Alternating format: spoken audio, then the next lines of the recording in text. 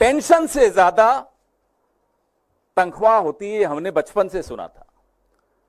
तनख्वाह से ज्यादा पेंशन न्यू इंडिया में आने लग गई, कुछ लोगों को मिलती है। उसके लिए आपको मोहरा बनना पड़ता है, उसके लिए आपको प्यादा बनना पड़ता है। हम इस बात का जवाब, आईसीआईसीआई से हमें कोई गुरेज नहीं है, वो दे दें, हमें कोई दिक्कत नहीं। उम्मीद है कि माधवी पी बुच जी ये टेबल देखेंगी और जवाब देंगी कि ये 16-17 को फिर से पेंशन क्यों मिलनी शुरू हो गई, तथा कथित pension, the so called pension.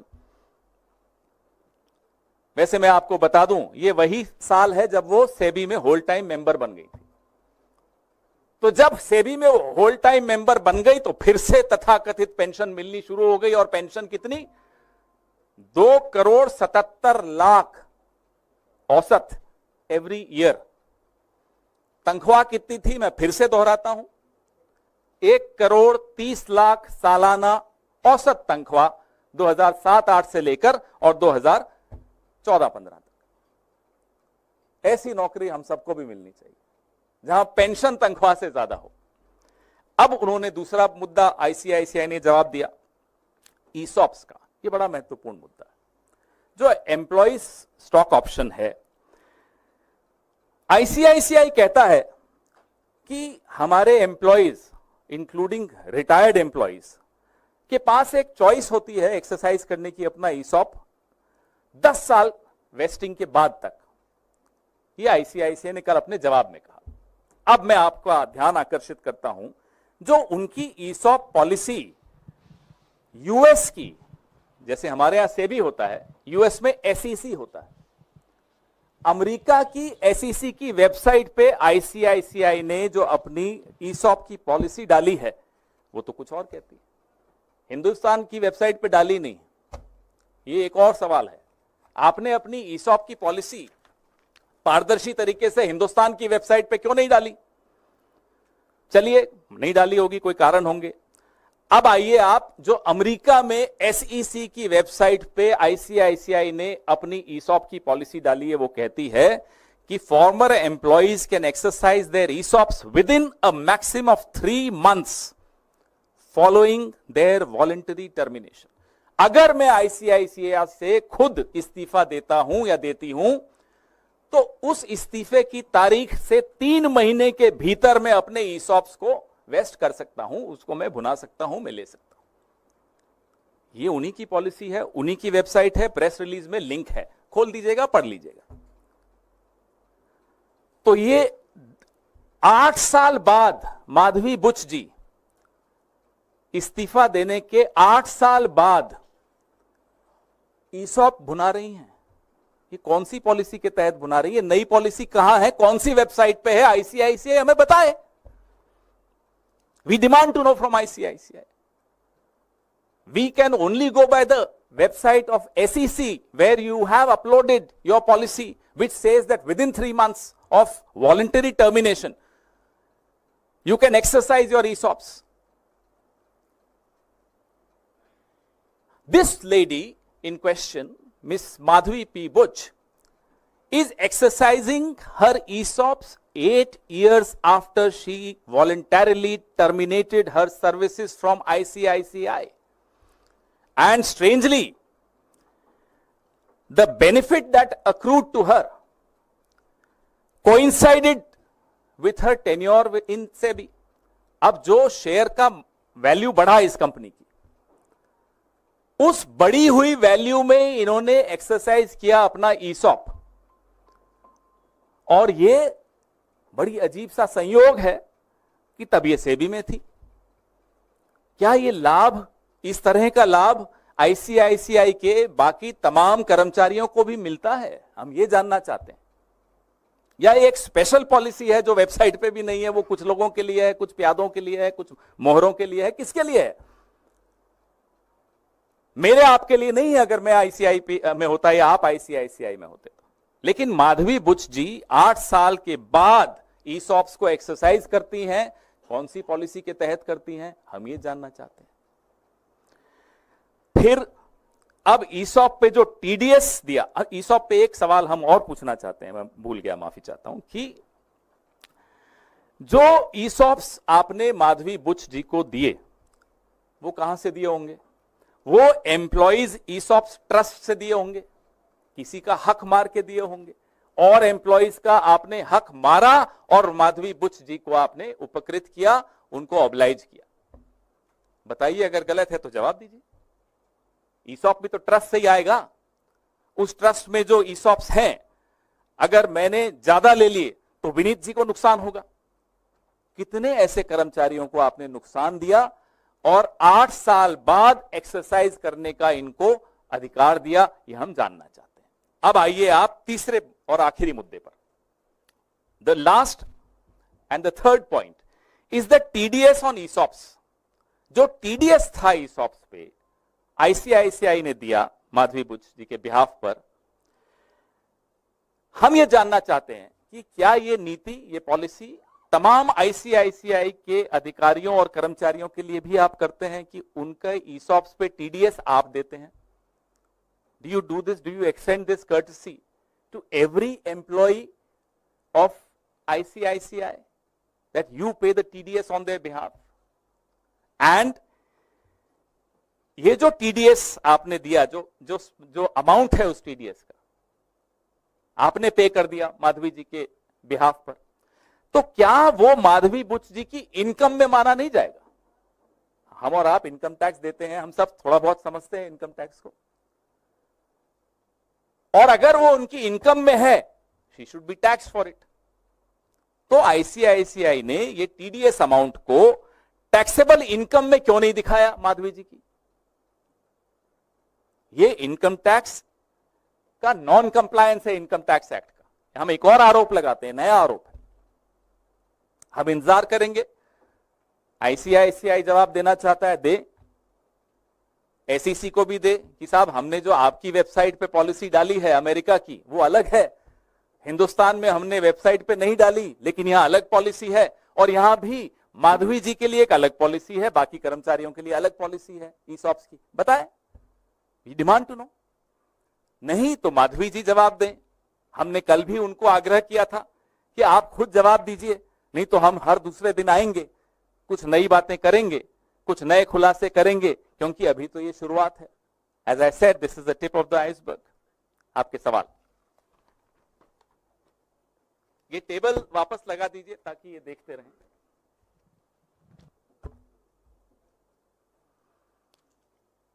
कोई कंफ्यूजन तो नहीं? मैंने बड़ा सिंप्लीफाई करके कोशिश की है समझने की भी और समझाने की भी। पवन जी, मेरा सवाल आपसे ये है कि आपने कल भी प्रेस कॉन्फ्रेंस की और आज भी आपने प्रेस कॉन्फ्रेंस की, सरकार की ओर से या बीजेपी की ओर से कोई जवाब नहीं आया। क्या आप लोग कोई कानूनी सहारा भी लेंगे इस मसले को लेकर? आपको जो अभी जवाब आ रहे हैं ना, ये किसी को बचाने के लिए आ रहे हैं। जिनको बचाने के लिए जवाब आ रहे हैं, वहां से आप किसी जवाब की उम्मीद मत करिएगा। उन्होंने अब अपने मोहरे आगे रखे हैं, अभी मोहरे जवाब दे रहे हैं, लेकिन शतरंज के खेल में खिलाड़ी को बचाने मोहरे नहीं आते। ये पहली बार हो रहा है, यहां भी नहीं बचा पाएंगे। रही बात कानूनी सहारे की, इंतजार कीजिए, अभी शुरुआत है, अभी तो बहुत कुछ आना है।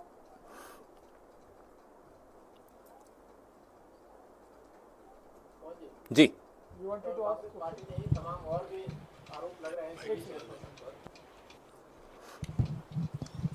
कांग्रेस पार्टी के प्रेस कॉन्फ्रेंस के साथ साथ और भी आरोप लगाए गए सेबी चेयरपर्सन पर, और कई प्रूफ भी दिए गए कई लोगों के द्वारा कि भाई वो करप्ट हैं सेबी चेयरपर्सन, और उनके खिलाफ कार्रवाई होनी चाहिए, सबूत भी है उनके पास। ये जो आरोप हमारे अलावा जो लगे हैं, भाजपा के एक पूर्व सांसद ने लगाए हैं, कोई छोटी बात नहीं है। भाजपा के एक पूर्व सांसद भी आरोप लगा रहे हैं कि माधवी बुच जी और सेबी में किस तरह का भ्रष्टाचार है, सबूतों के साथ वो बात कर रहे हैं। फिर भी अगर सरकार को नहीं जवाब देना या इस दिशा में कोई कदम नहीं उठाना, तो लोग सुन रहे हैं, लोग देख रहे हैं। सर, क्या इसमें उन्होंने पूछा कानूनी कोई प्रक्रिया, या फिर क्या पार्लियामेंट में इसको उठाएंगे, कोई जेपीसी या कोई संसदीय किसी तरह जांच की मांग भी इस मसले पर आप लोग करेंगे? लक्ष्मी जी, हम लोग लगातार इस पूरे सेबी के मामले पर, हिंडनबर्ग के मामले पर जेपीसी की मांग लगातार करते आए हैं। अब ये नए खुलासे हैं, ये हिंडनबर्ग रिपोर्ट से हटकर और खुलासे आए हैं, लगातार आ रहे हैं, आगे भी आएंगे। हमने पहले सोचा था कि हर 2 दिन बाद प्रेस कॉन्फ्रेंस करेंगे, लेकिन जवाब ऐसा मजेदार आया कि हमको लगा दूसरे ही दिन करनी चाहिए, वापस आज ही हम आ गए। लगातार हम आपको बताते रहेंगे, खुलासे करते रहेंगे। उसके बाद पार्टी और गठबंधन हमारा क्या निर्णय लेता है वो भी आपसे हम साझा करेंगे। आप जिस चीज को सैलरी कह रहे हैं उसको आईसीआईसीआई बैंक रिटायरल बेनिफिट्स बोल रहा है, तो आपके ग्राउंड्स क्या हैं ये कहने के कि this is a salary? I told you, how can the so-called retirement benefits or retiral benefits or pension be more than the salary that she drew when she was working in the ICICI? The average annual salary of Miss Madhvi P. Buch when she was employed with ICICI was 1 crore 30 lakh rupees annual salary, average. The average pension or the so-called retirement benefits turn out to be 2 crore 77 lakh per annum. Now how is it even possible? And in case this is retirement or pension, retiral benefits or pension, how come there was a break in 15-16 financial year and it resumes again in 16-17, which coincides with her appointment as whole-time member of SEBI? And if you see that table, therefore I want this table to be seen by you constantly. There is a particular year which says no salary. That ended her relationship with ICICI technically. But again, when she becomes SEBI member, whole-time member, the relationship resumes. She starts getting money again, and big sum.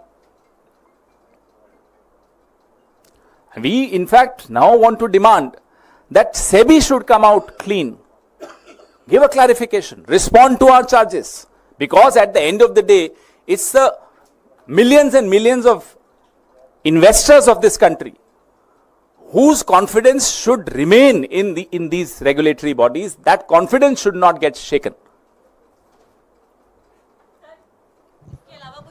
नहीं, अभी यही। Sir कौन? हाँ, इसके बाद आपका। सुभाष चंद्र जी से कुछ आपकी बातचीत हो गई है? उन्होंने जो आरोप लगाए हैं, आपने जो सुना, हमने भी सुना, हमने भी देखा। भाजपा के एक पूर्व सांसद हैं वो, उन्होंने भी गंभीर आरोप लगाए, कल ही लगाए, मैं रात को देख रहा था। तो अब हमें उनसे बातचीत नहीं करनी चाहिए, सेबी को हम सबसे बातचीत करनी चाहिए। आईसीआईसीआई ने तो बातचीत की है, और सबसे ज्यादा, अब मैं नहीं जानता कि वो खिलाड़ी हैं या प्यादे हैं, प्रधानमंत्री से भी हमने बोला है, सवाल उठाए हैं, वो भी जवाब दें। उन्होंने खुद माधवी बुच जी को अपॉइंट किया है, वो और गृह मंत्री ने मिलकर माधवी बुच जी को चेयरपर्सन ऑफ सेबी बनाया है, जवाब उनको देने चाहिए। ये अलग अलग फिगर्स है, उसको कैसे इंटरप्रेट करते हैं सर? आप यही हम पूछ रहे हैं, ये अलग अलग फिगर्स क्यों हैं? पेंशन अगर है तो फिगर सेम होना चाहिए। चलिए, कुछ हुआ होगा, हमें बताइए फिर ये ब्रेक क्यों आया, फिर हमें बताइए कि पेंशन तनख्वाह से ज्यादा क्यों है। ये तमाम सवाल इसीलिए हमने पूछे क्योंकि ये टेबल जब आप देखते हो तो बहुत कुछ समझ भी आता है और कुछ और सवाल भी खड़े होते हैं, जैसा कि अब आपके जहन में एक सवाल खड़ा हुआ। पवन जी, भाजपा नेता अमित मालवीय ने एक ट्वीट किया, उसमें लिखा है कि जहां से हिंडनबर्ग ने छोड़ा है वहां से कांग्रेस शुरू किया। जब भी कांग्रेस कोई फर्जी एजेंडा चलाना होता है, खरगे या पवन खेड़ा को आगे कर दिया जाता है। मुझे ये बताइए, सवाल हमने प्रधानमंत्री से पूछा, सेबी से पूछा, सेबी की चेयरपर्सन से पूछा, आईसीआईसीआई से पूछा, ये बीच में आईटी सेल कहां से घुस गई? इनका भी कोई इंटरेस्ट है क्या? तो इस पर भी खुलासा हम करते हैं, जरा ढूंढते हैं। ये आईटी सेल चलाने का पैसा कहां से आ रहा है, ये भी हमें देखना चाहिए। कई लोग आके बताते तो हैं, अब और गंभीरता से लेंगे हम। माइक दीजिए इनको।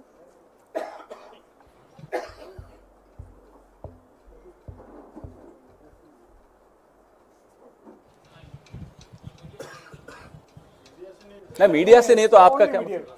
नहीं, यू कांट आस्क ना, this is a press conference. I don't know why, what are you doing here? This is not your place. Right now, it's a journalist. So yesterday when you were asked about the source of your information, you said the onus was on Madhavi Puri to come clean. So do you think you should substantiate your allegations with the source of information? Let her challenge us. I'm waiting. We are all waiting. Let her come and challenge us first. If I have every information right to the last penny, then obviously we have access to some information.